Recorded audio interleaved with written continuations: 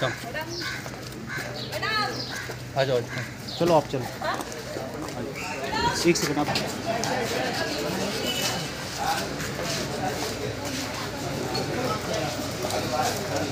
आइए ma'am.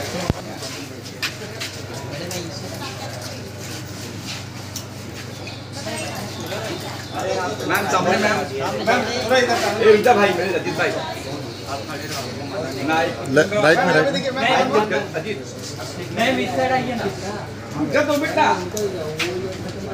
Ma'am इस side.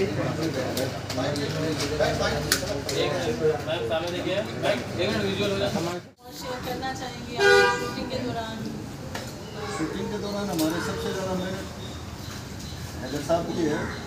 और हैदर साहब ने जो क्या बोलते हैं ना, पत्थर को हीरा बनाने की कला इसमें इन्होंने जो है। Thank you thank you thank you. आगे आइए क्या? मैं अभी और film is due for release now and we are here for a special screening, interaction with the media. What do you have to say? How excited are you? Well, everyone of us are very much excited. खुशी हो रही है हमें, तो shoot करने के time से हमें बहुत एक्साइटमेंट था कि ये दिन जब आएगा, जब ये दर्शकों के सामने हम अपनी मेहनत पहुँचाएंगे, तो उसका रिसेप्शन और उसके ऊपर लोगों का जो फीडबैक मिलेगा, तब जाके हमारी मेहनत रंग लाएगी।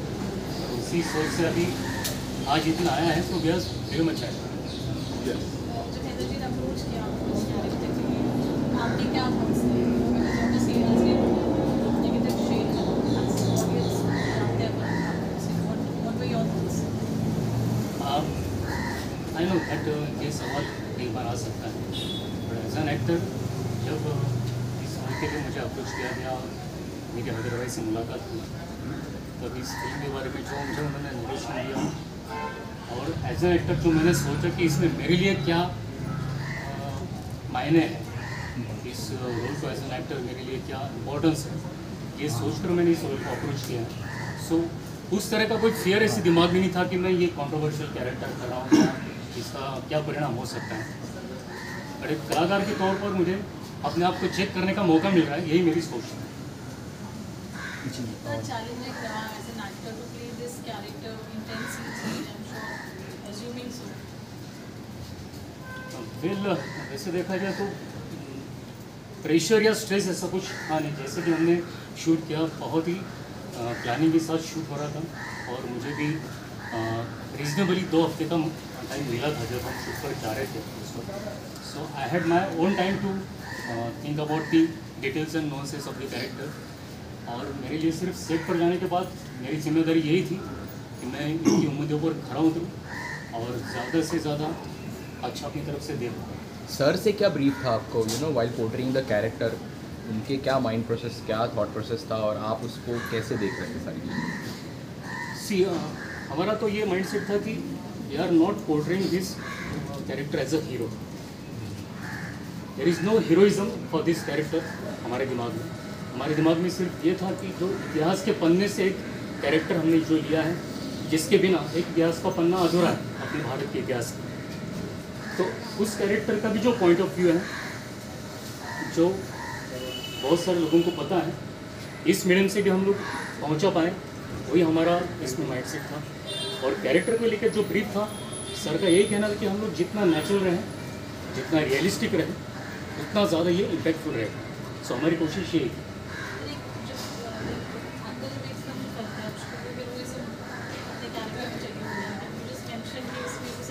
Character driven था, but knowing the character of Dr. Godse, a lot of thoughts. उस चीज़ को लेके आपका प्रेपरेशन कैसे रहा?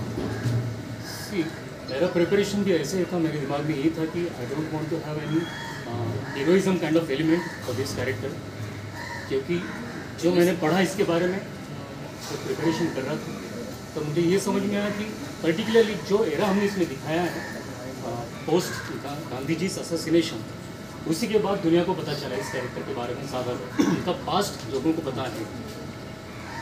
और जहाँ तक उनकी ट्रायल के दरमियान लोगों ने उनको समझा है, जजेस ने हो या ऑडियंस ने हो, जो कोर्ट में लोग मौजूद थे, और जो खुद नथुराम कहते थे कि he was in the cart of state of जीवित समाधि, एक मेडिटेटिव स्टेट में चले गए इस वक्त के बाद।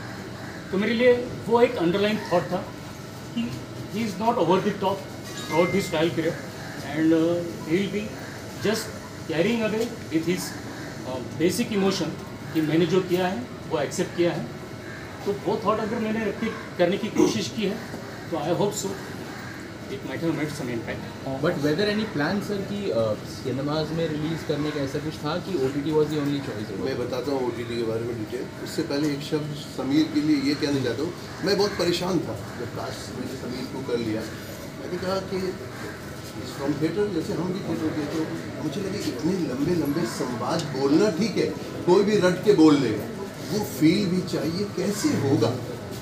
बार बार उस जब आता था वो उसको लेके आ जाओ घर पे, हाँ समीर तुम्हारे डायलॉग तो याद है ना, मैं ये वर्ड पूछता था।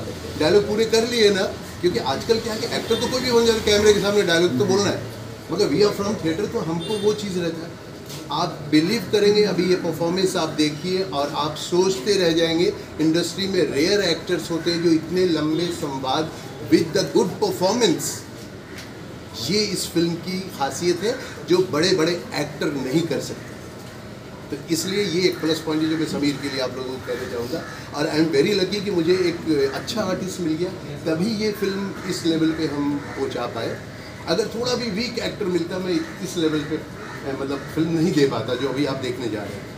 अच्छा, अभी आपने कहा था OTT का ना, ये थिएटर में आपने कहा ना, जैसे थिएटर का क्या है, एक बड़ा सेटअप हो जाता है। थिएटर में आप पिक्चर देखने जाते हो तो कोई स्टार कास्ट होगी तो जाएंगे, फिर बड़ा रिस्क हो जाता है। पिक्चर देखनी है, अच्छी पिक्चर होगी, OTT भी लोग देखेंगे, और जब ZEE5 पे हमारी पिक्चर आ ही रही तो लोग देखेंगे, उसके प्रमोट करेंगे। अच्छा सिनेमा ढूंढ के लोग देख लेते हैं कहीं पे भी हो, तो उसकी हम लोगों को ये नहीं कि थिएटर में ही आना चाहिए, ये सिनेमा लोग पसंद करेंगे और देखेंगे इंशाल्लाह। क्या कहेंगे आप? मैंने हैदर भाई से बहुत लंबा रिलेशन है मेरा, और Mishra ji I saw the trailer, congratulation, fantastic job. And जो भी ट्रेलर मैंने देखा 3-4 बार देखा, क्वाइट इम्प्रेसिव। दैट्स व्हाई आज मैं हैदर भाई के ट्रेलर में आया हूँ, और मेरी तरफ से हैदर भाई को ऑल द बेस्ट। और ज़बरदस्त हैदर भाई, देखो मैं भी फिल्म लाइन में 40 साल के मैंने ट्रेलर देखा, यू डोंट बिलीव इट, मैंने 3-4 बार उसको वापस रिपीट करते करते मैंने देखा। Means it is a very very interesting, और इनकी taking presentation of the actor का समीर बहुत अच्छा लगा। And I am quite happy to say he did a fantastic job, and my all best wishes to Haider भाई। So we have Veer Savarkar's character being played in so would you like to say? Congratulations sir, congratulations। एक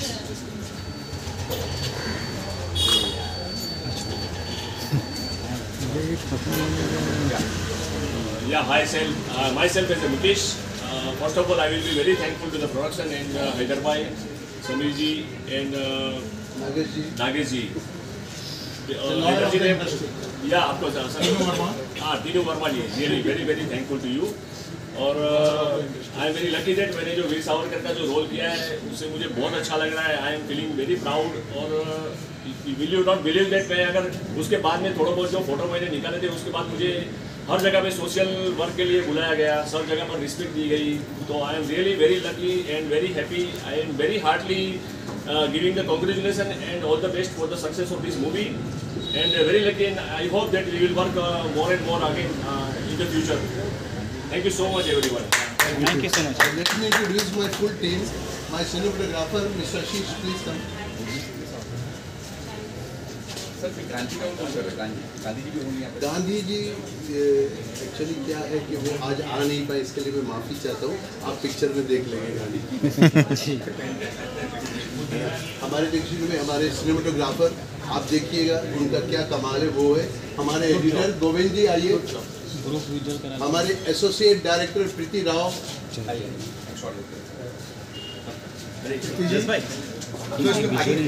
प्रीति Rao visual लेते हैं। प्रीति इस तरह का cinema है वो आपको बहुत अच्छा लगेगा। ये सारी टीम का क्रेडिट जाता है, मेरा अकेले का नहीं जाता है। और हमारे one of the producer mister Rahul Sharma कहाँ है? राहुल जी अभी थे। राहुल अच्छा लगता है वो नहीं है। और हमारे लीगल एडवाइजर अशोक सरोगी साहब जो अभी आने ही वाले हैं। जय भाई कहाँ है हमारे? राहुल जय भाई प्लीज कम प्लीज। जैसे कि कुछ हिट फ्लॉप होती है तो प्रोड्यूसर का हालत खराब हो जाता है, मगर ये हिट पिक्चर के प्रोड्यूसर बहुत सिंपल रहते हैं। आप जब जय प्लीज आइए।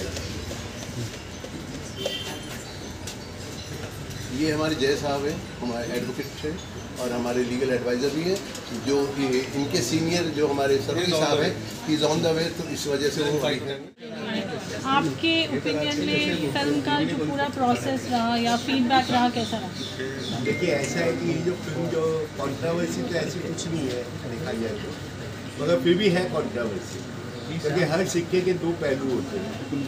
आज तक जो इतिहास में हम लोग देखते आए वो पहला एक साइड का सिक्का देखा है कि कहीं ना कहीं गांधी बापू की जो है हत्या गोडसे ने की, मगर हर इंसिडेंट के पीछे कोई ना कोई एक कारण होता है और वो कारण आज की जनरेशन को कहीं से कहीं तक पता नहीं। तो हमने कोशिश की है, हम जस्टिफाई नहीं कर रहे उनका, परंतु हमने कोशिश की है कि आज के लोगों को पता चले कि ये इंसिडेंट क्यों हुआ, अल्टीमेटली उनके दिमाग में क्या चल रहा था जिसकी वजह से उनको ये अपराध करना पड़ा।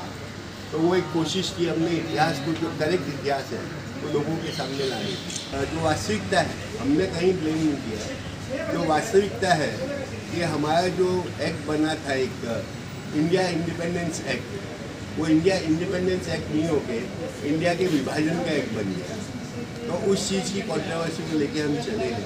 डेफिनेटली हम किसी को क्रिटिसाइज नहीं कर रहे हैं, मगर साथ में हम लोगों को वास्तविकता भी बताने की कोशिश कर रहे हैं कि वास्तव में क्या हुआ था उसको। क्योंकि आज की जनरेशन को एक ही पहलू मालूम है, लोगों को इतना ही पता है कि हाँ गोडसे ने हत्या की, उसके आगे किसी को पता नहीं। यानी एक समय ये आ गया था अगर किसी का सरनेम गोडसे है तो उसको भी लोग जो है शक की नज़र से देख रहे हैं।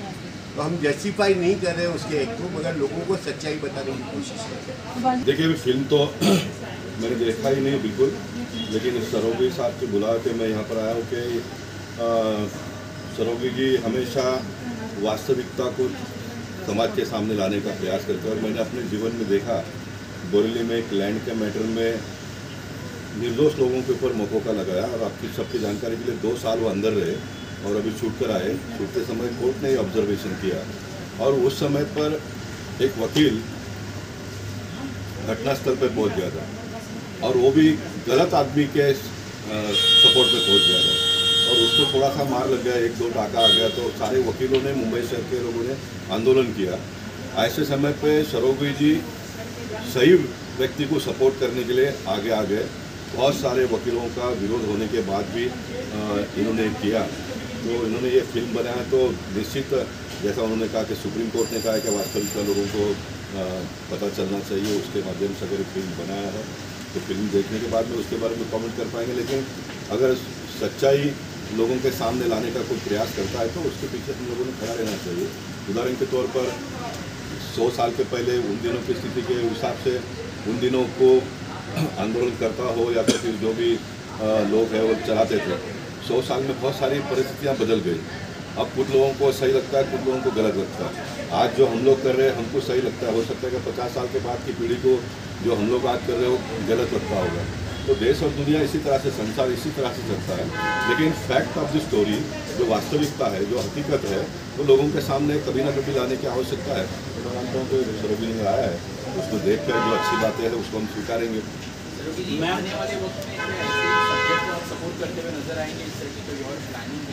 देखिए मैं किसी पार्टी विशेष के नहीं हूँ, व्यक्ति विशेष के नहीं हूँ, मैं वास्तविकता पे हूँ।